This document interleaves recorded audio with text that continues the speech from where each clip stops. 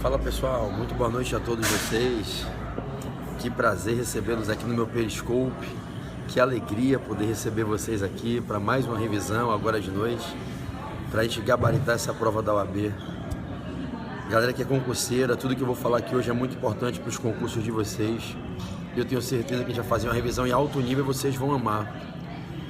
Eu tô aqui em Maceió, daqui a pouco eu vou para o aeroporto, vou viajar agora de madrugada para o Rio de Janeiro, voltar para casa. Amanhã tem um dia duro, dia de branco.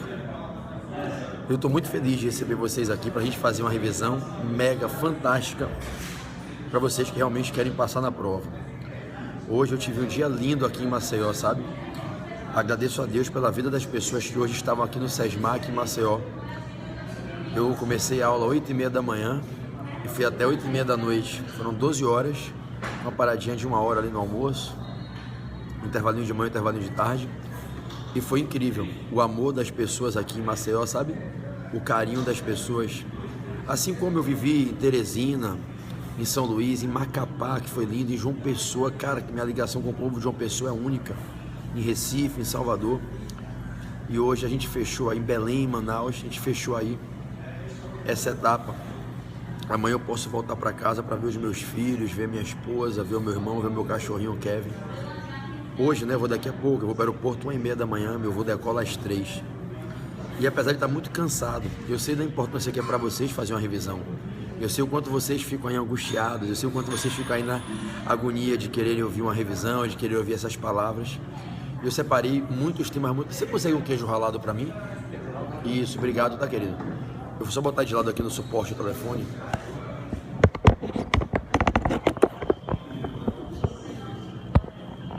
Eu sei o quanto para vocês é importante a gente estar junto, né? O treinador tá junto com a gente nessa reta final.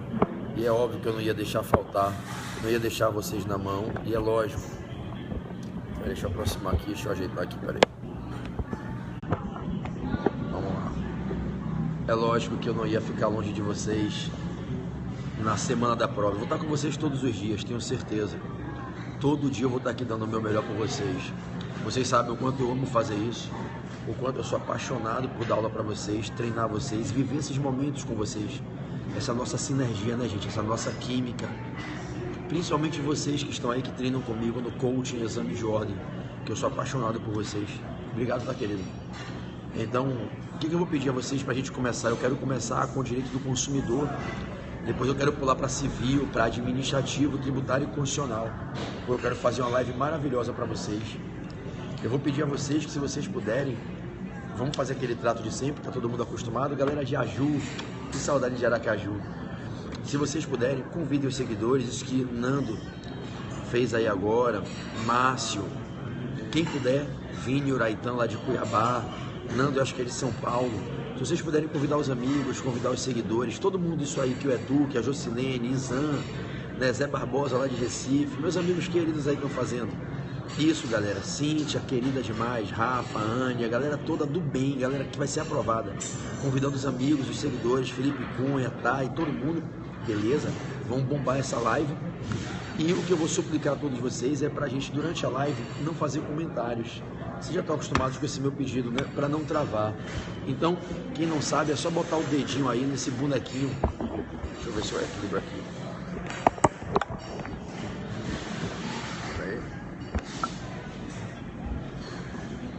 Ali é onde fica o bonequinho, de onde saem os coraçõezinhos, você bota o dedo ali e clica convidar seguidores, beleza? Então eu vou pedir a todos que a gente possa fazer uma live tranquila, sem comentários, sem perguntas, para eu ir passando as dicas para vocês. Eu quero bater da dica 101 à dica 110. A gente chegou à dica de número 100 e agora é hora da gente seguir com a dica 101 à dica 110, tudo bem? Então eu quero dar 10 dicas. Deixa eu lembrar vocês que hoje é terça-feira, hoje é terça, amanhã é quarta-feira, amanhã tem uma puta revisão gratuita de direito administrativo com a mega professora Claudinha Molinaro, lá no Periscope do Amo Direito, amanhã de noite, não deixem de assistir, anotem aí, amanhã, Cláudia Molinaro, Direito Administrativo no Periscope do Amo Direito, é a professora do Portal F3, é a nossa professora titular de ADM, ela é foda, ela é monstra. Quem conhece Cláudia Molinaro sabe que ela é o bicho. Amanhã ela vai entrar para fechar a prova de ADM, tudo bem? amanhã no Amo Direito, Periscope do Amo Direito. Na quinta tem a minha revisão ao vivo pelo Portal F3. Eu queria muito que vocês assistissem, tá certo?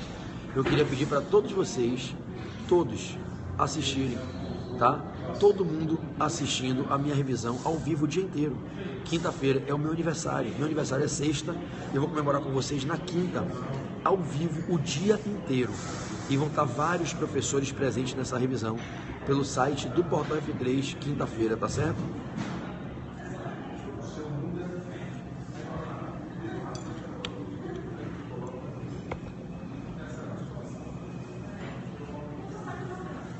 Eu vou dando as dicas e vou jantando aqui. Sexta de noite tem a minha revisão final de tributário no Periscope do Amo Direito, ok? Anotem, eu quero passar a programação para vocês, para a gente decolar nessa reta final, eu quero vocês aprovados. Amanhã tem revisão de administrativo com Cláudia Molinaro no Periscope do Amo Direito. Quinta tem revisão o dia inteiro. Olha, entrou agora, Cláudia Molinaro, acabou de entrar, a professora Cláudia Molinaro. Todo mundo aí segue ela. A revisão amanhã é com ela no Periscope do Amo Direito. Quem não seguiu ainda, segue agora aí, Cláudia Molinaro. Ela que mandou beijo, segue ela, que ela é a professora titular do Portal F3. Nas últimas 3 provas ela fechou a prova de ADM. Segue ela que amanhã tem a revisão dela 22 horas no Periscope do Amo Direito. Essa mulher é uma que vale a pena vocês seguirem, tá certo? Segue o Periscope dela que ela é monstra, fecha a prova de ADM a 4 exames seguidos. Tem o meu aulão quinta de noite no Periscope do Amo Direito. Sexta de noite, desculpe. Quinta é no portal o dia inteiro. Sábado tem a revisão o dia inteiro no Portal F3. E sábado de noite tem a minha famosa revisão final de constitucional, que há vários exames eu faço lá no Periscope do Amo Direito, tá certo? Então não deixem de acompanhar a agenda, eu prometo, a gente vai fechar para vocês a prova de ADM, de constitucional, eu prometo isso a vocês. Vocês estão filmando isso aí, vocês estão gravando aí, eu prometo a vocês, a gente vai fechar essas provas para vocês. Bom, vamos lá. Galerinha, eu vou começar. Dica 101 a dica 110, tudo bem? A dica 101, eu vou pedir a vocês agora para todo mundo, ó, fechar as mensagens. A partir de agora, 0 mensagens, nenhuma mensagem. Eu vou suplicar a todos para ninguém escrever mais nada. Só fazer isso que a Mônica, que é a Golfinho 14, Mônica Manier fez, vulgo Costa, convidando, deve ser Vitor Hugo Costa, convidando os seguidores. E a partir de agora ninguém escreve nada, tá certo? Vamos fazer uma live foda, vamos fazer uma revisão linda para vocês aí virarem essa noite comigo até a hora de eu ir para o aeroporto. Todo mundo na adrenalina aqui, vamos lá? 100 mensagens, pode ser? Começaremos com o direito do consumidor. Cláusulas abusivas nos contratos de consumo. Cláusulas abusivas nos contratos de consumo. Anote aí, dica 101, cláusulas abusivas nos contratos de consumo. Cláusulas abusivas nos contratos de consumo. Moçada, quando os fornecedores estão realizando a celebração do contrato de consumo com os consumidores, o contrato por via dos quais eles vão delinear as obrigações, os direitos, determinando por parte do fornecedor o dever de fornecer o produto ou serviço, por parte do consumidor o dever do pagamento. Celebrando-se o contrato de consumo, o contrato é formado por uma série de dispositivos, de cláusulas contratuais. Algumas cláusulas, evidentemente, revelam abusos, arbitrariedades em favor do fornecedor e em prejuízo do consumidor. São as cláusulas que revelam um abuso de poder, um abuso de direito do fornecedor.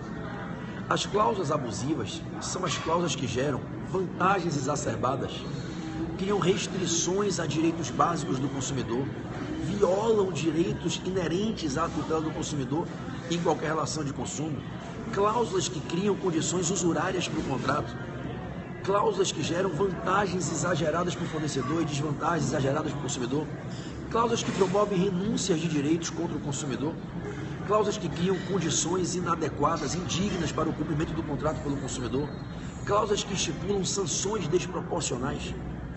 A banca pode te perguntar qual é a consequência de em determinado contrato de consumo se constatar que está presente uma cláusula abusiva. Preste bem atenção. Na prova, você vai dizer que as cláusulas abusivas são nulas de pleno direito. As cláusulas abusivas são nulas de pleno direito.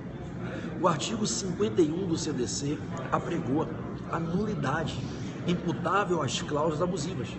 E o que significa dizer que uma cláusula abusiva é nula no contrato de consumo? É que a gente deve fingir que essa cláusula não existe, é como se ela fosse inexistente no contrato. É claro que ela existe, ela está ali, mas ela no plano da validade é maculada pela nulidade absoluta. Então, essa cláusula abusiva não tem nenhuma aptidão para produzir efeitos. É dizer, na prova você vai marcar a letrinha, na prova de consumidor. Minha amiga Oneika, obrigado por tudo hoje. Te amo, obrigado por tudo. Você vai marcar a letrinha que vai dizer que no contrato de consumo a cláusula abusiva é nula, não tendo aptidão para a produção de qualquer efeito ilícito. É dizer, a cláusula abusiva não gera direitos para o fornecedor e não gera deveres contra o consumidor. Se ela determina uma restrição de direitos do consumidor, ela não produz nenhum efeito, esses direitos não são restringidos. Se essa cláusula abusiva estipula vantagens exageradas para o fornecedor não faz jus a essas vantagens. Então, na prova, você vai dizer que o CDC estabelece que as cláusulas abusivas são nulas e aí a gente considera como se elas não estivessem presentes no contrato. O teor delas não tem execuibilidade, elas não são aptas à produção de quaisquer efeitos válidos, lícitos, não podem produzir efeitos. Então, na prova, cláusulas abusivas são cláusulas nulas de pleno direito, sem aptidão para a produção de efeitos lícitos, não geram direitos, não geram deveres. Aquilo que elas determinam não pode ser executado, não pode ser exigido, em razão da nulidade do referido dispositivo contratual. A cláusula, portanto, abusiva é nula, não tem aptidão para a produção de efeitos, não gera direitos, não gera deveres, não pode ser execuível.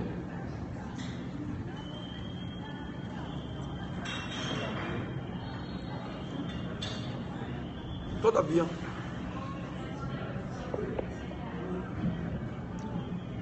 vocês me desculpem estar falando e dando aula e comendo, mas eu preciso me alimentar.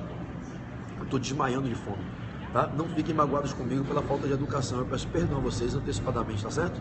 Então vamos lá. A grande pergunta, artigo 51 do CDC.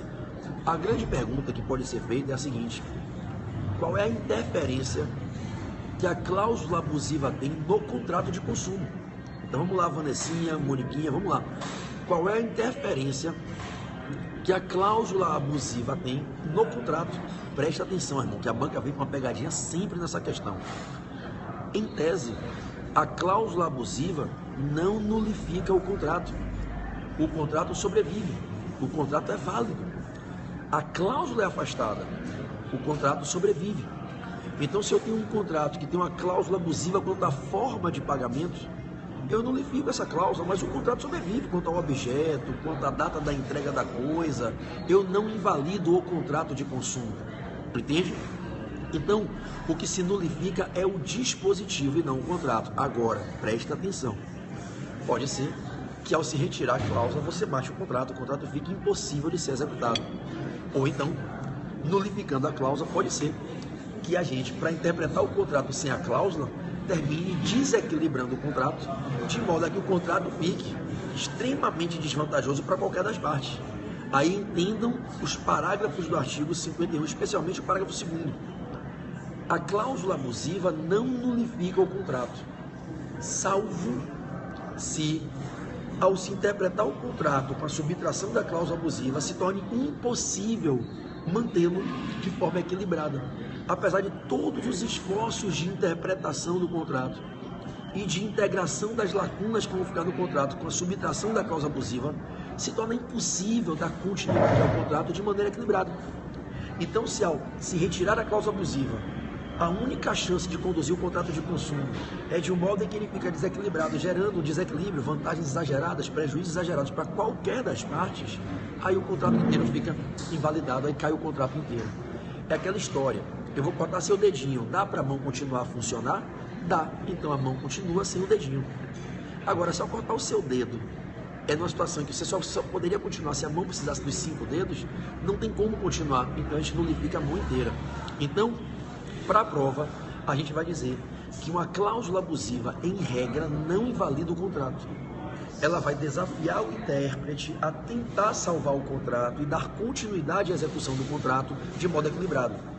Mas se apesar de todos os esforços de interpretação do texto, de integração da lacuna, não for possível manter o contrato equilibrado, percebendo-se que o contrato sem a cláusula que foi tirada porque era abusiva vai ficar desequilibrado, gerando desproporções nas prestações, aí o contrato inteiro é nulificado, tudo bem?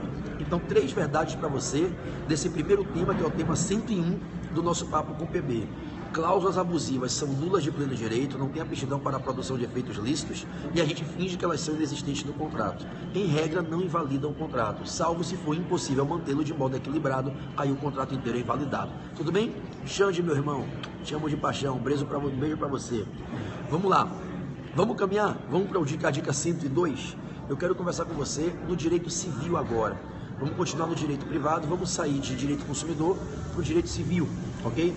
Anote o tema aí, formas de aquisição de propriedade no direito civil brasileiro.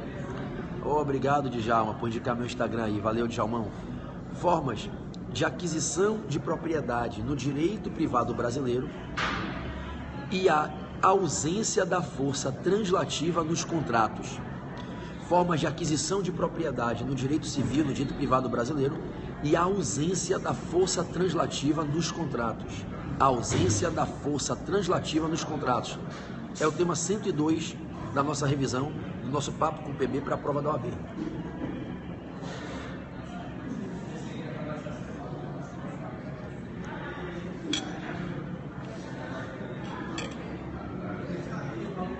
Galera concurseira, eu falo muito aqui para a prova da OAB, mas vocês que estão estudando para concurso, já passaram no OAB, cola aqui na revisão, que tudo que eu estou falando é assunto de prova.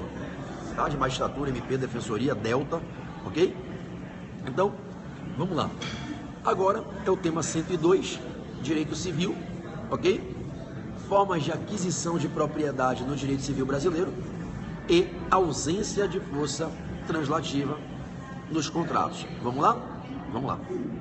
Gente, no Brasil, o nosso Código Civil define quais são as maneiras que se torna possível a aquisição de uma propriedade. O nosso Código Civil elenca as modalidades, as vias de aquisição de propriedade. E o nosso Código exclui os contratos.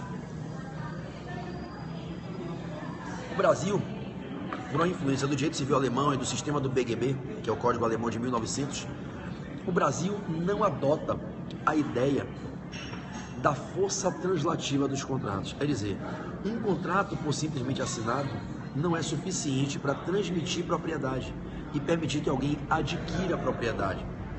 Se eu celebro com você um contrato de compra e venda de bem imóvel, observe, o contrato já existe a partir de quando ocorre o consentimento sobre a coisa e sobre o preço. Res, prétio, et consensus, o contrato passa a existir. Mas a propriedade não se transfere, não se adquire por parte do comprador pelo mero fato de o contrato ser assinado. Se eu resolvo te vender o meu imóvel, você me paga o preço e deposita o dinheiro na minha conta, você ainda não é dono.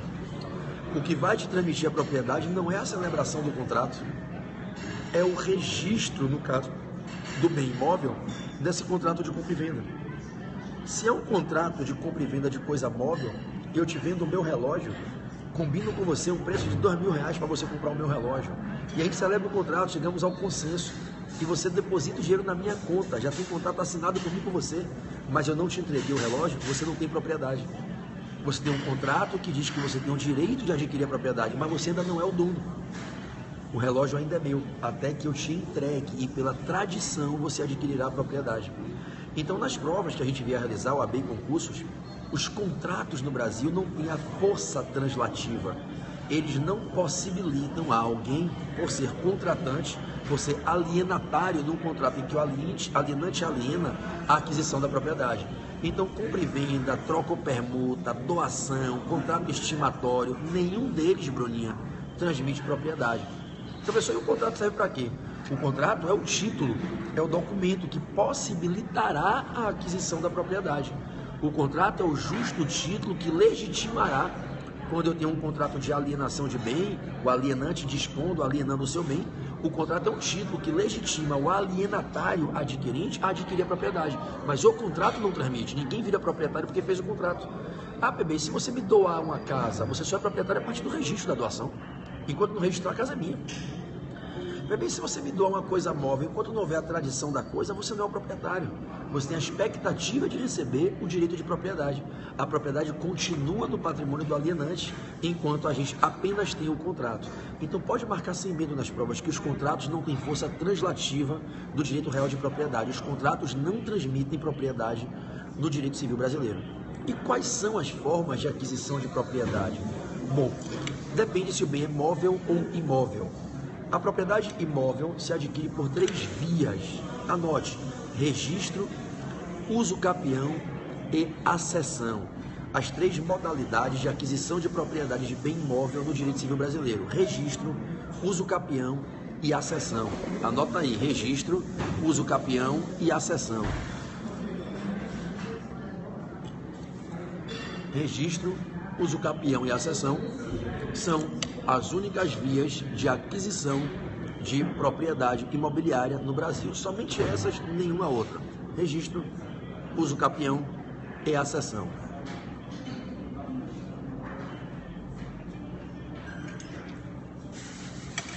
Bom, perfeito. Vou ensinar um macete no final. Estou na rua, vou ensinar um macete no final. Né?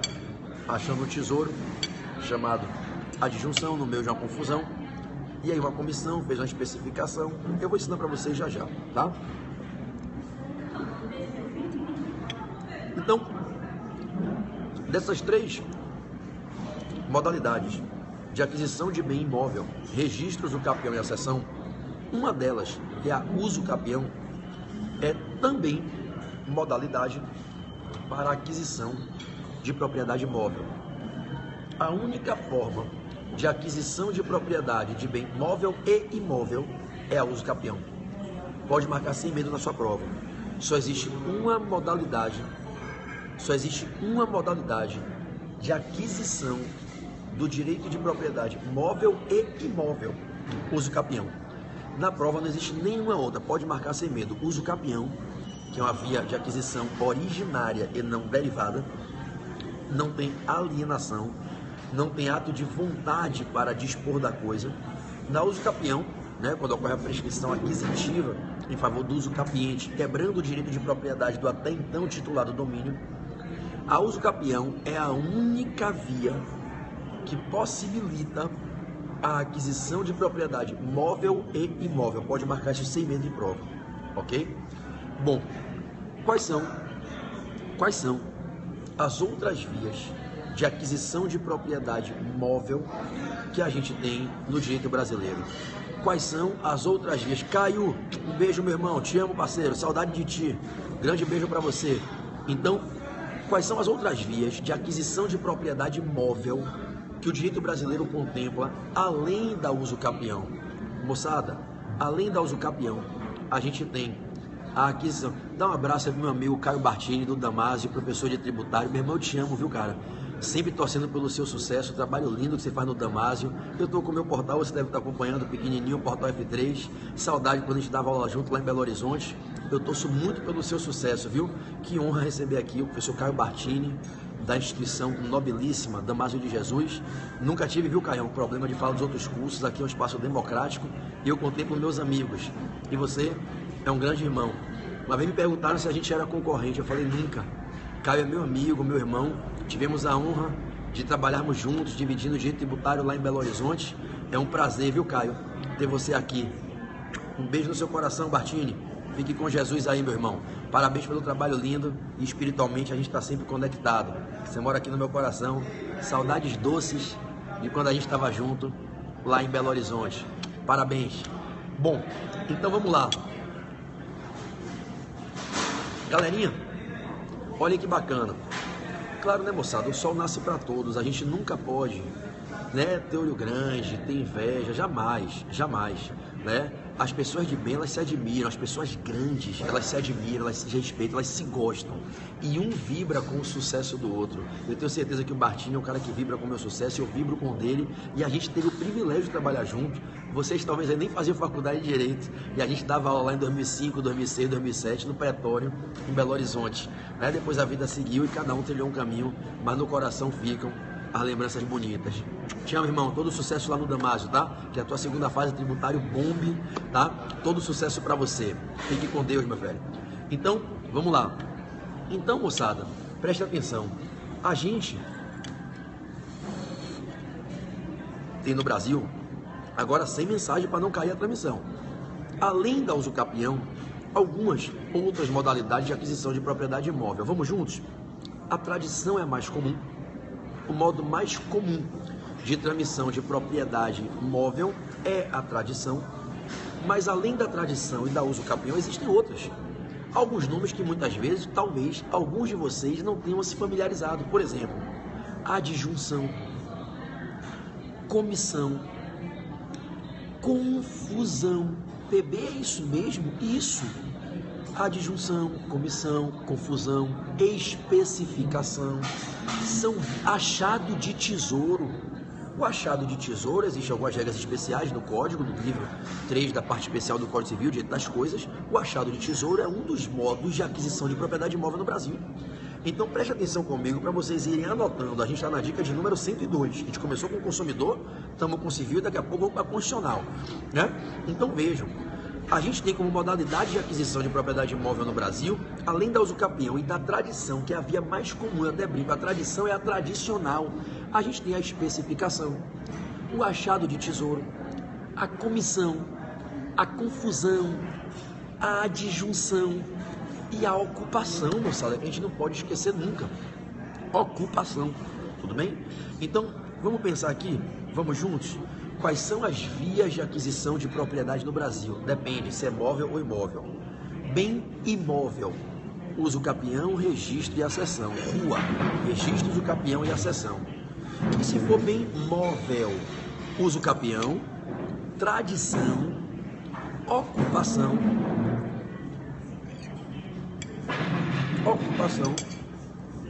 achado de tesouro, especificação. Se cair tudo isso na prova, você marca verdadeiro, viu? Não dá tempo de eu te ensinar cada um aqui no seu conteúdo, nos seus pormenores, ficaria muito longa a dica de civil, mas tudo que eu estou te falando, se você ler domingo, você não vai esquecer. Especificação, comissão, confusão, adjunção, todas elas são vias de aquisição de propriedade imóvel. Vamos repetir de novo?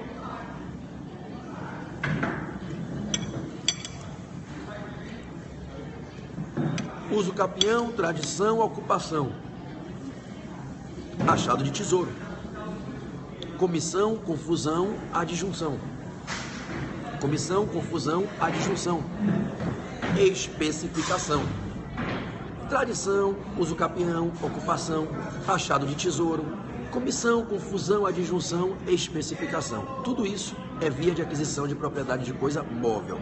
PB e imóvel, registros, usucapião e accessão. A accessão pode ser natural ou artificial, por força da natureza ou por força da vontade dos homens.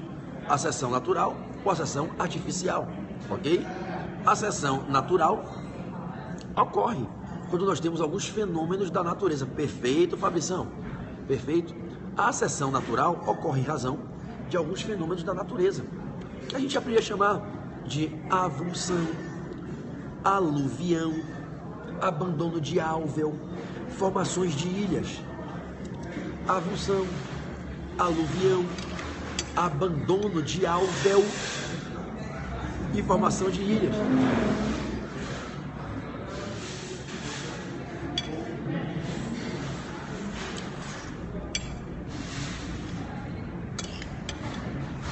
Já a accessão artificial é aquela que se faz por plantações e construções.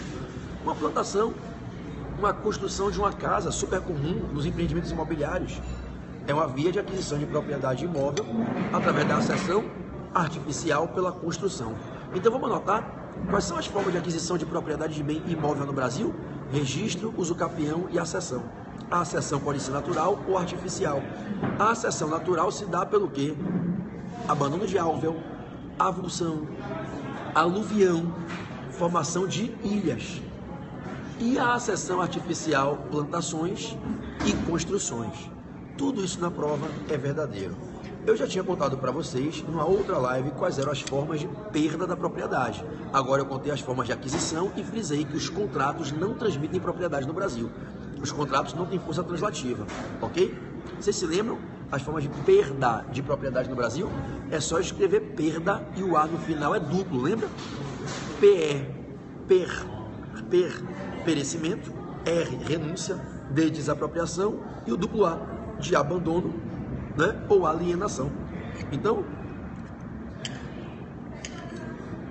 a gente diz que existem formas de perda de propriedade. É só escrever perda com duplo A. Per de perecimento, o R do per é de renúncia, o D é de desapropriação, o A de abandono e alienação. Estamos juntos? Então, acho que todo mundo pode anotar as formas de aquisição de propriedade imóvel e aquisição de propriedade móvel, lembrando que contrato não transmite propriedade, e deu para a gente revisar agora as vias de perda de propriedade. Estamos juntos?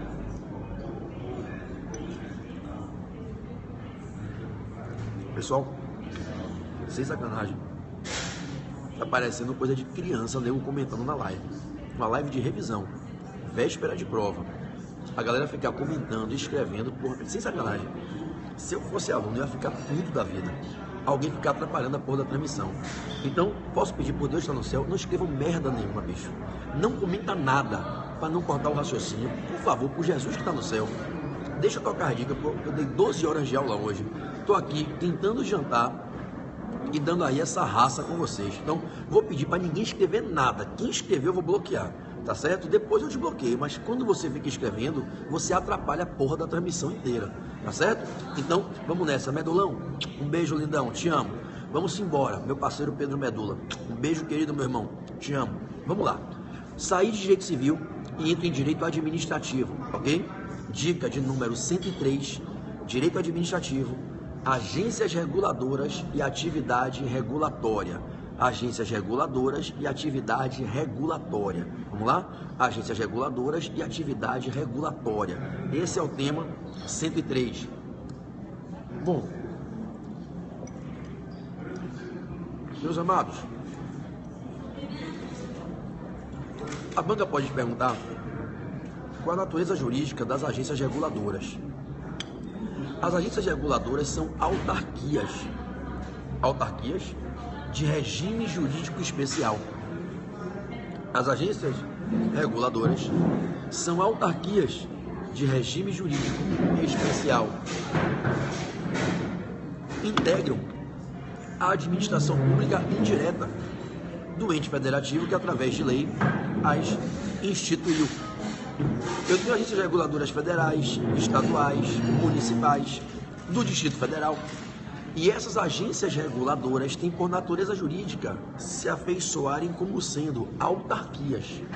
Agora, elas são autarquias que se submetem a um regime jurídico especial. Valeu, minha linda, fique com Deus. Autarquias de regime jurídico especial. No que consiste o regime jurídico especial? Consiste na existência de um conjunto de normas específicas, diferenciadas, que se aplicam apenas a essas autarquias, e não às autarquias simples, às autarquias fundacionais. Então, as agências reguladoras são autarquias de regime jurídico especial, é dizer, autarquias para as quais o legislador estatui um catálogo de normas específicas adaptadas à realidade, às peculiaridades da atividade empreendida por essa autarquia, que é a atividade regulatória. Então, se quer na sua prova, o que são agências reguladoras? São autarquias. Elas se posicionam aonde? No primeiro setor, a administração pública. Especificamente, elas estão aonde? No quadro de pessoas da administração indireta. Agências reguladoras são autarquias da administração indireta do ente federativo que as instituiu. Pode anotar aí nos seus apontamentos. Agências reguladoras são autarquias de regime jurídico especial que integram a administração pública indireta do ente instituidor. E qual é a atividade fim de uma agência reguladora? É a atividade regulatória, e por isso o nome agência reguladora.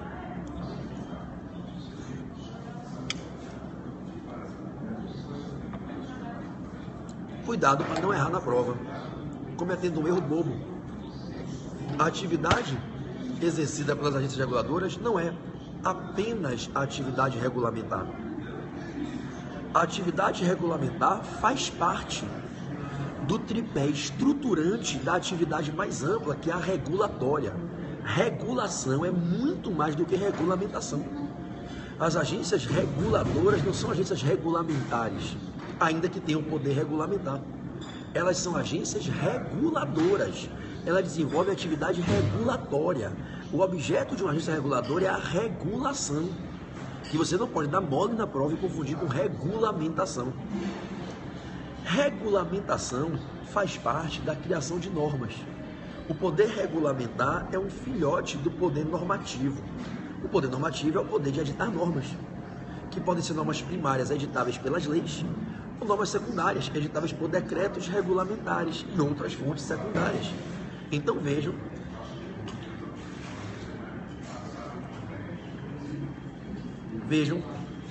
que as agências reguladoras desenvolvem a atividade regulatória ou de regulamentação, e a atividade de regulamentação é estruturada com um tripé. Quais são esses três pilares da atividade de regulação, que é a atividade regulatória? Fiscalização, julgamento e normatização. Regular um setor de mercado, regular um serviço público, regular uma atividade pública ou um segmento do setor privado, regular algo no primeiro setor, que é a administração pública, ou no segundo setor, que é o mercado. Regular, exercer regulação é fiscalizar, poder de polícia, julgar conflitos de interesse naquele setor que está sendo regulado e editar normas. As agências reguladoras desenvolvem essa atividade de regulação em que, ao estarem regulando o segmento regulado, elas fiscalizam o segmento, fiscalizam os agentes que atuam ali, fiscalizam os comportamentos e posturas ali empreendidos, julga conflitos de interesse que surgem ali e editam normas técnicas para controlar com tecnicidade a fluência daquele segmento.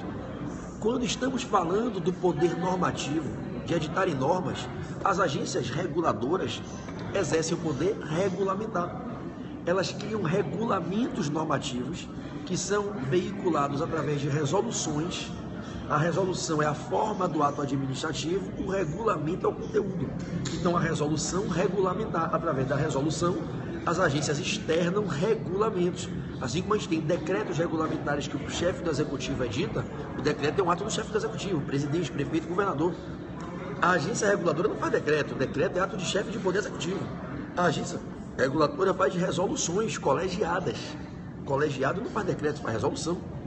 E a resolução veicula um regulamento, um conjunto de normas. Então, quando a agência reguladora está editando suas resoluções normativas, apresentando regulamentos dentro dessas resoluções, ela está exercendo o poder normativo que, por estar se exercendo através da edição de um regulamento, é poder regulamentar. Veja que a regulação abarca, envolve, abrange a regulamentação, a fiscalização e sanção e os julgamentos. Então, a atividade regulatória é uma atividade que se estrutura através de uma trilogia: poder de fiscalizar e sancionar, poder de polícia, poder de julgar conflitos de interesse e poder de editar normas técnicas, ok? O fenômeno da agencificação no Brasil começou em 1997, com a ANEEL e a Anatel, com as leis 9427 e 9472. Depois vieram outras tantas: Anvisa, ANS, ANTAC, ANTT, ANP, ANA, Agência Nacional das Águas, ANP, Agência Nacional do Petróleo, Anvisa para a Vigilância Sanitária, ANS, Agência Nacional de Saúde, ANTAC, ANTT para os transportes terrestres. Nós temos várias agências. As pioneiras foram a ANEEL e a Anatel. ali em 1997, já se vão quase 20 anos da implementação no Brasil do fenômeno da agencificação, em que se passou a criar no Brasil essa autarquia de regime jurídico especial, chamadas agências reguladoras, que desenvolvem atividade regulatória. Então, quando eu falo que a ANP regula o setor do petróleo, a ANP fiscaliza os agentes que exploram o petróleo no Brasil. A ANP pune aplicando sanções administrativas quando ocorrem infrações na exploração do segmento petrolífero. A ANP, ela julga conflitos que ocorrem entre os agentes que exploram o setor do petróleo e o próprio Estado. A ANP edita resoluções com normas técnicas que dão, por exemplo, a composição fluida da mistura de um combustível derivado de petróleo. Então a ANP tem todo esse poder, assim como a Anvisa, assim como a ANAC. A ANAC tem resoluções que em qualquer aeroporto você tem acesso. A ANAC tem resoluções que vinculam as companhias aéreas a cumprirem as normas das resoluções da ANAC. Quantas vezes você está no aeroporto, conforme artigo tal, da resolução número tal, da ANAC, o seu embarque, você não pode embarcar com tal equipamento a bordo, tudo do poder normativo da ANAC. Então, observe que as agências reguladoras surgiram para receber um poder em nome da administração pública, porque as agências reguladoras são autarquias. As autarquias são sujeitos que viabilizam a administração pública indireta, descentralizada, mas são sujeitos que conduzem a administração pública. A agência reguladora surgiu para exercer poder de fiscalizar e punir, poder de polícia, fiscalização e sanção, julgar conflitos no segmento regulado e editar normas. Agora, tudo com base num primado, num princípio, que é o princípio da despolitização e da persecução da melhor especificidade técnica. O que inspira a atividade regulatória é pessoas técnicas, capacitadas, concursadas, pessoas quando são nomeadas para serem diretoras, pessoas com currículos invejáveis, pessoas de altíssima formação acadêmica. O diretor de agência reguladora é uma pessoa de profunda intelectualidade. Eu não tenho que ter políticos cuidando do padrão digital da TV brasileira. Eu não tenho que ter político dizendo qual é a composição de hidrocarboneto fluido no combustível derivado de petróleo. Eu não tenho que ter político me dizendo qual é o teor de densidade que eu tenho que ter na fluência dos quilowatt-hora de energia elétrica para irradiar uma cidade, um bairro inteiro. Isso não cabe aos políticos. Despolitização. Então eu tenho pessoas que são guiadas pelo princípio da despolitização e da persecução da melhor especificidade técnica possível, e essas pessoas é que vão conduzir a atividade de regulação, que é uma atividade que é feita para proteger aquele segmento do mercado, fiscalizando pessoas que eventualmente cometam infrações, exigindo que cumpram normas, criando normas técnicas. Quando eu crio a norma pela resolução e não por uma lei, não é o parlamentar, o político fazendo a lei, é a diretoria colegiada editando aquela resolução, pautando-se ali no conhecimento técnico e não político. Então, as agências reguladoras, se caem na prova, são autarquias de regime jurídico especial, integram a administração indireta, exercem atividade regulatória que une o tripé de regulamentação, fiscalização e sanção e julgamento de conflitos. É a função judicante, a função normativa e a função fiscalizadora e sancionatória. Sempre numa ideia de despolitização e guiando-se pelo princípio da melhor especificidade técnica. É muito comum que se pergunte em prova sobre essa questão da despolitização, sobre a estabilidade dos mandatos dos dirigentes. O presidente da República não pode exonerar um dirigente de agência reguladora, até para que ele não se submeta a essa interferência, essa pressão política. O partido que está no governo, PMDB, PT, Tucano, quem quer que seja, não vai botar na mesa e mandar diretor de agência reguladora agir conforme o governo quer. Despolitização. Quando eles assumem seus cargos de diretores, eles têm mandatos fixos, só podem ser expostos a sair ali por decisão transitada julgada no judiciário. Então eu não posso admitir que possa um presidente, um ministro naquele setor tentar exonerar um diretor de agência reguladora, senão o cara sofre pressão e não tem autonomia para trabalhar de forma técnica. Isso vai contra o princípio existencial, o propósito nodal das agências reguladoras. A atividade regulatória é uma atividade que eu transfiro dos políticos para os técnicos, para os cientistas, para que aquele segmento fique verdadeiramente protegido. Isso é um fenômeno que foi idealizado nos Estados Unidos, na Inglaterra, que é o fenômeno da agencificação, em que eu vou desestatizar, não é nem desestatizar, eu vou tirar do controle político estatal para criar um controle técnico estatal, a condução, o controle dos segmentos mais importantes do país, seja na atividade econômica, seja nos serviços públicos. Eu tenho agências reguladoras que controlam serviços públicos, como a AGETRANS, no serviço de transporte. E eu tenho agências reguladoras que controlam segmentos de mercado, né? Como a ANEEL, energia elétrica. Bom,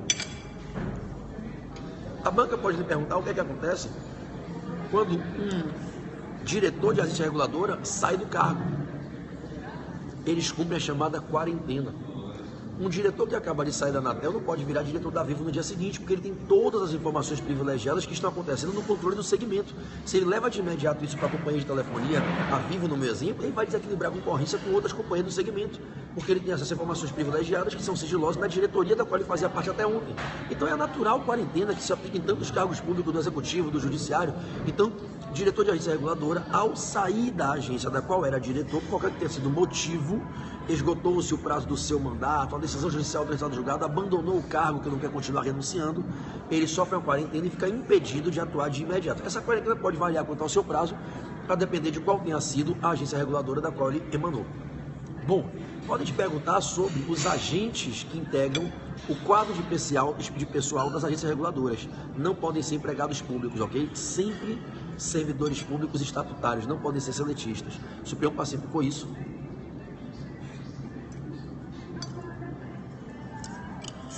Entendendo que a relação da administração pública com os agentes públicos que integram o quadro de pessoal das agências reguladoras não pode ser uma relação instável como é a relação do trabalho no modelo privado guiado pela CLT, em que a qualquer momento a pessoa pode perder o emprego.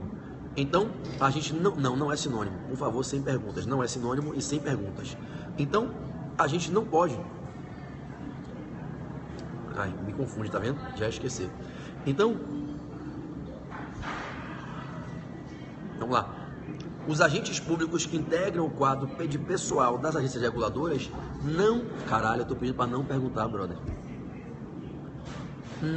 Não podem ser empregados seletistas, somente servidores regidos pela Lei 8.112 e por algumas normas especiais das leis específicas que regem a agência reguladora, a Lei de Normas Gerais e as leis especiais de cada agência reguladora. Então são sempre servidores públicos estatutários, não podendo ser empregados privados regidos pelo regime seletista aplicável ao direito privado. Isso foi pacificado em julgamento de controle abstrato, em ação direta de impossibilidade, que veio afastar a previsão que foi feita em algumas leis para autorizar a contratação de agentes pessoais para agências reguladoras, contratando-os como empregados públicos submetidos ao regime seletista. Não pode, se cair na prova, pode marcar sem medo.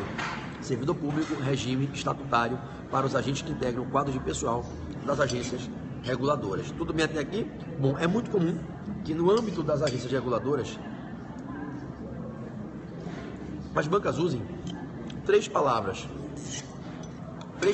mágicas. Uma é a despolitização, que significa que a gente deve ter o mínimo de interferência possível dos políticos na condução da atividade regulatória. A outra é a deslegalização, que é melhor chamada como delegificação, e a outra é a desjudicialização. É muito comum que em prova se associe a atividade regulatória conduzida pelas agências reguladoras os fenômenos da deslegalização, que eu prefiro chamar de delegificação. Não me surpreenderia se o examinador, o desembargador Ricardo Couto, um cara muito culto, que é quem faz a prova de ADM, falasse em delegificação. Delegiferenda, vamos delegificar. E desjudicialização. Quando eu crio órgãos administrativos de julgamento dos conflitos de interesse, a ANAC, através de uma comissão de julgamento, vai julgar um conflito entre as companhias aéreas. A Anatel vai julgar um conflito envolvendo consumidores e companhias de telefonia móvel.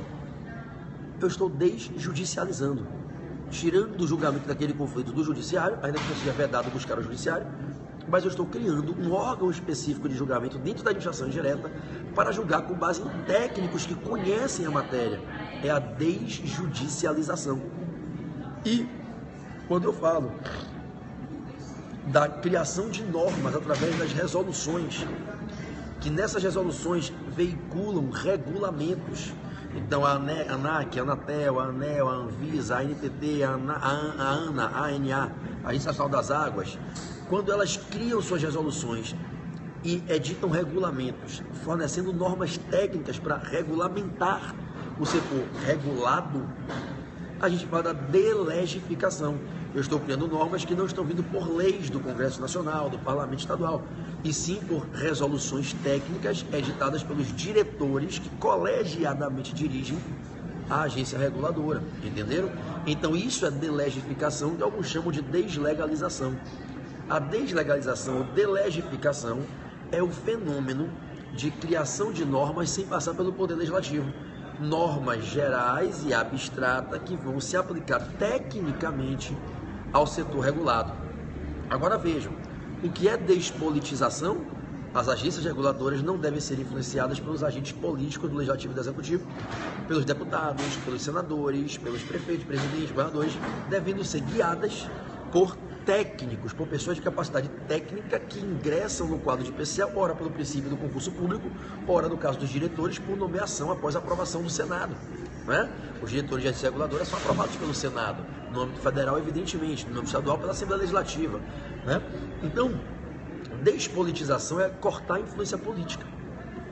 A despolitização não se faz presente na desjudicialização, porque na desjudicialização eu não estou cortando a influência política, eu estou tirando do judiciário e não de poder legislativo e executivo. E estou levando o julgamento para órgãos e tribunais administrativos e das agências reguladoras. Então, na desjudicialização, eu estou falando de julgamentos administrativos. Eu tiro do judiciário para julgar ali os conflitos de interesse nos tribunais administrativos. Então, não tem despolitização aqui. A desjudicialização não é fruto da despolitização. Agora, a delegificação, a deslegalização é fruto da despolitização. Porque quando eu tiro do Congresso deputados e senadores para trazer para diretores editarem uma resolução colegiadamente construída com base em conhecimentos técnicos e científicos, eu despolitizei. Porque a norma saiu do poder político, legislativo, para vir para um colegiado técnico formado por sujeitos competentes. Bom, tem muitas outras coisas para falar, evidentemente, eu tenho um curso completo sobre agências reguladoras, não é o caso aqui numa revisão, essa hora da noite. Então, aqui era para trazer algumas dicas para vocês, rápidas, sobre agências reguladoras. Vejo que até me alonguei no tema de direito administrativo, estava falando de muitas coisas importantes aqui, tudo bem? Essa foi a dica de número 103. Então, eu comecei com consumidor, passei para civil e cheguei a administrativo. Eu vou agora caminhar para a dica de número 104, direito constitucional.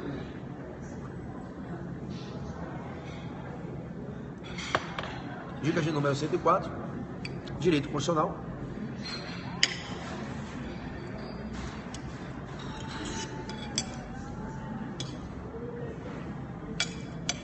E vocês vão anotar o tema. Atividade legislativa e os ciclos temporais. Atividade legislativa e os ciclos temporais.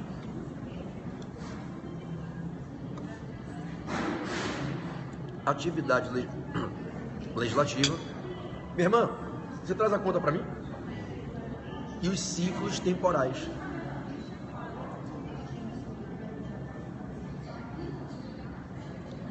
Bom, vamos lá. A atividade legislativa é a atividade que o Poder Legislativo exerce, construindo as leis e as fontes normativas que integram o chamado processo legislativo. Se você abrir a Constituição da República, no artigo 59, o artigo 59 abre a seção 9 do capítulo de Poder Legislativo, né? A Constituição tem 10 títulos, o título 4 é Poderes. O capítulo 1 é Poder Legislativo. Vai do 45 ao 75, 44 ao 75. Lá no 59, a gente tem a seção 9. E essa seção 9, 8 ou 9, pai? Me deu um branco se é a seção 8 ou seção 9. Artigo 59 é a seção 9 mesmo, né? Para não ter que parar para contar todas. E lá, do artigo 59 ao 69, a gente tem seção 8. Ah, é? A seção 9 é a última, que vai do 70 ao 75, tá certo? Que é a fiscalização contábil, orçamentária, financeira do Tribunal de Contas, tá certo? Seção 8. É verdade, que são 9 sessões. É a penúltima, é a 8. Então, artigo 59 a 69, 11 artigos, seção 8, do capítulo 1, Poder Legislativo, no título 4 dos poderes. Então, vamos lá, todo mundo comigo, olhem bem. Quando a gente fala das fontes do processo legislativo, obrigado.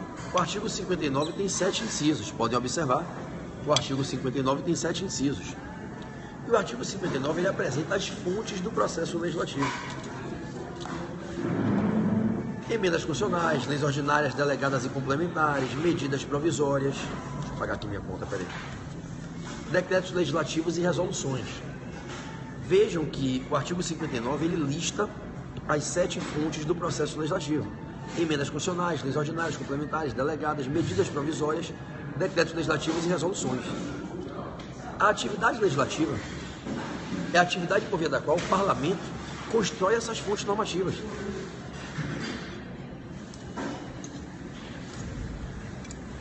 É a atividade por via da qual o parlamento desenvolve a sua atividade típica, a função típica de legislar. É a atividade legislativa. O parlamento, no âmbito federal, o Congresso Nacional, por exemplo, ele tem um ciclo de atuação temporalmente falando. Então, existem nomes que a gente dá aos ciclos temporais, aos prazos de tempo das atividades legislativas no Congresso. E aí surgem alguns conceitos importantes que vocês precisam conhecer. O primeiro deles é o de legislatura. Legislatura. A legislatura é a expressão que a gente usa para que designemos o ciclo temporal de 4 anos, que se renova a cada 4 anos, e que é o ciclo temporal das atividades legislativas no Congresso Nacional, na Assembleia Legislativa Estadual, na Câmara de Vereadores. A gente diz que os trabalhos se iniciam no 1º de janeiro de um determinado ano e se concluem no dia, na verdade não é nem 1º de janeiro. Os trabalhos se iniciam num determinado ano e se concluem ao final do 4º ano. O ciclo de vida do Congresso Nacional para a sua atividade legislativa é um ciclo de 4 anos. E a cada 4 anos se encerra um ciclo e se começa outro.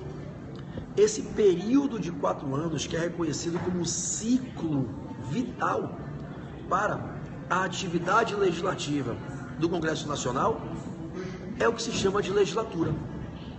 Então, obrigado pelo carinho. Então, a legislatura é esse ciclo de 4 anos, dentro do qual se desenvolve a atividade legislativa no parlamento. E a gente diz que a cada 4 anos se encerra uma legislatura e se começa uma nova.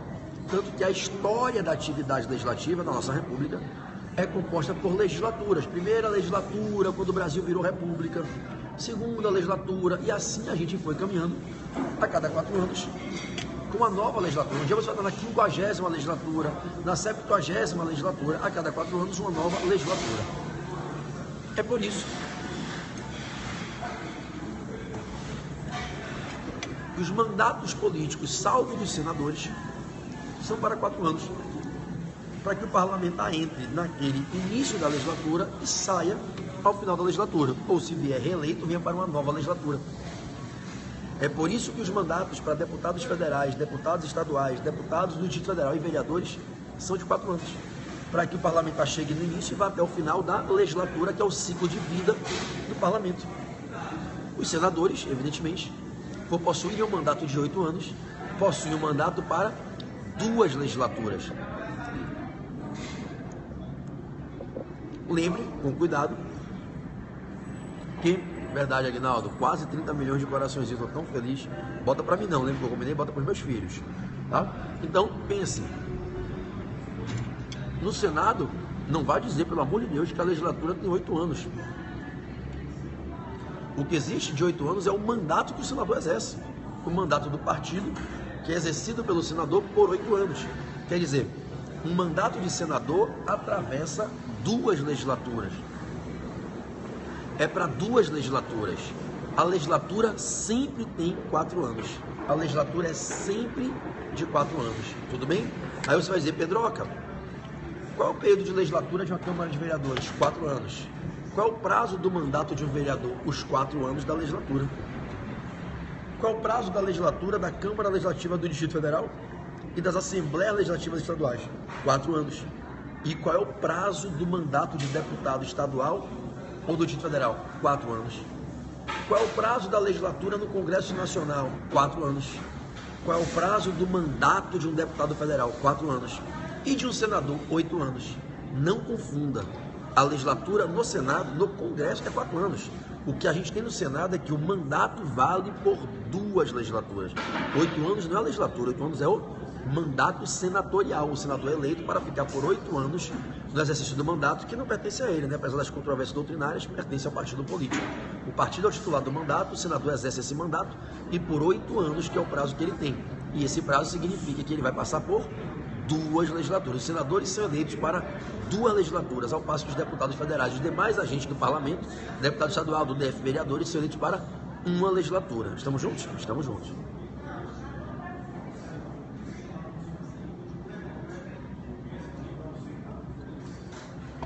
Bom, uma legislatura é dividida em 4 etapas. Cada ano é uma etapa da legislatura. Como a legislatura tem 4 anos, né, eles legislam e a gente atura por 4 anos, né, eles legislam e a gente atura por 4 anos. Cada legislatura tem 4 anos, a gente depura, a gente decompõe a legislatura no primeiro, segundo, terceiro e 4 anos. E cada um dos 4 anos, cada 1/4 dessa legislatura, a gente chama de sessão legislativa anual. Então, uma legislatura abriga, compreende, envolve 4 sessões legislativas anuais. Tudo bem? Uma legislatura compreende 4 sessões legislativas anuais. Cada sessão legislativa anual é dividida em 2 partes, primeiro semestre do ano e segundo semestre, que a gente chama de períodos legislativos. Então, se ligue que a gente pode tranquilamente afirmar que uma legislatura é formada por 4 sessões legislativas anuais e, portanto, por 8 períodos legislativos. Cada sessão legislativa anual tem o primeiro semestre e o segundo, para as atividades legislativas acontecerem. A primeira parte do ano é a segunda. E esses semestres se chamam de períodos legislativos. Então, se quer na sua prova, uma legislatura sempre tem 4 anos, ela é sempre formada por 4 sessões legislativas e ela é sempre formada por 8 períodos legislativos. O período legislativo compreende ou o primeiro ou o segundo semestre do ano.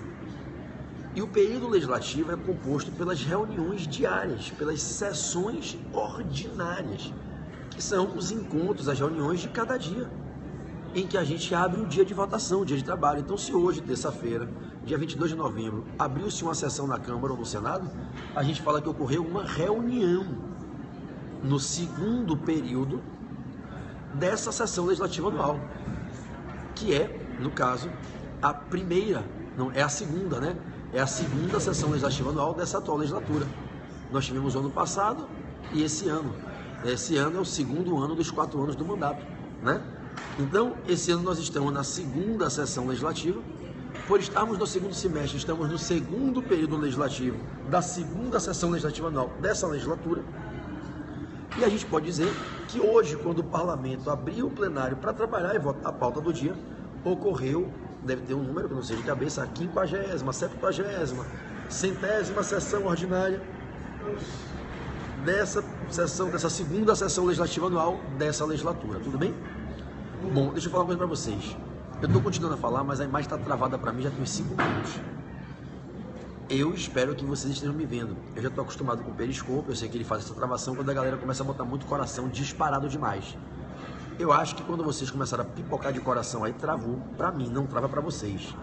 Eu estou com a imagem travada, não estou vendo nada. Então, não precisa vocês escreverem nada, porque eu não vou ver. E aí, se vocês escreverem, que vai travar a transmissão. Então, eu vou pedir, se vocês estiverem me ouvindo agora, que todo mundo pare os coraçõezinhos para destravar a transmissão para mim. Senão eu vou ter que parar a transmissão, porque eu fico naquela dúvida se a galera está me vendo ou não. Eu acho que vocês estão me vendo, porque ontem, quando aconteceu isso, depois eu tive um feedback que a galera estava me vendo.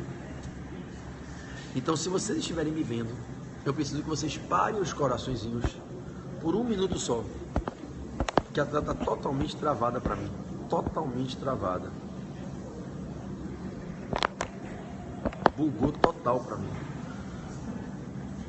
E eu acho que vocês estão me vendo. Aqui para mim travou no minuto 58 e 14. Eu tô com a tela travada. Não consigo tocar em nada aqui. Tá toda travada, toda bugada.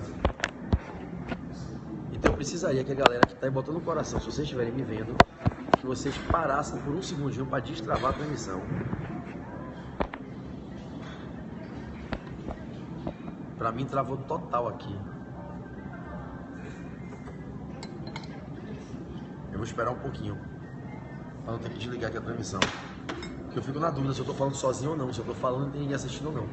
Não adianta vocês responderem, se vocês responderem eu não tô vendo, tá tudo travado para mim, não tô vendo nada. Então se vocês escreverem é pior, porque aí não destrava. Eu preciso que todo mundo, se estiver me ouvindo, pare de mandar coração para ver se destrava para mim aqui. Porque eu perdi aqui a conexão para mim, mas eu acho que está passando para vocês. Aí, voltou. Voltou. Opa, destravou. Então, se vocês puderem... Travou de novo. Porra. Para tudo, para comentário, para mensagem, para coração, que ele volta para mim aqui. Voltou e travou de novo. Travou no meio de 59.10 agora. Bom, eu vou continuar a falar, pedindo para vocês ficarem calados e pararem por um minutinho os corações, tá certo? Para ver se destrava a transmissão para mim. Bom, vamos lá. Gente, então, quando a gente fala da atividade legislativa dos seus ciclos temporais, cada legislatura tem 4 anos e a vida do Congresso é composta por legislaturas. Cada legislatura tem 4 sessões legislativas anuais. Cada sessão legislativa anual é dividida em 2 períodos legislativos, ok? E cada período legislativo... Meu pai.